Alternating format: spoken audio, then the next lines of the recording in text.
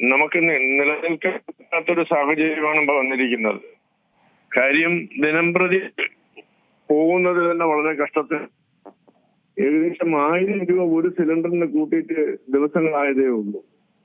അതിനിടയ്ക്കാണ് ഇരുട്ടടി പോലെ വീണ്ടും ഒരു 50 രൂപ കിട്ടുന്നത്. എന്താണെന്ന് മനസ്സിലാവുന്നില്ല.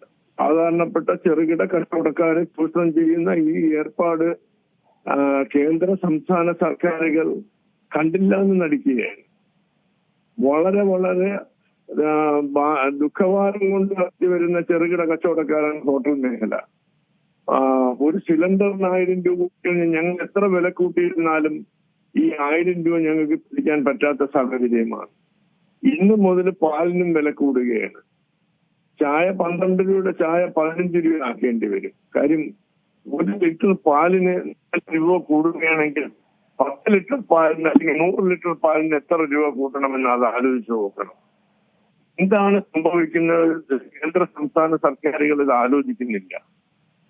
അല്ലെങ്കിൽ ഞങ്ങൾക്ക് സബ്സിഡി തരണം, ഗവൺമെന്റ് തലത്തിൽ ഞങ്ങൾക്ക് സബ്സിഡി തരിക.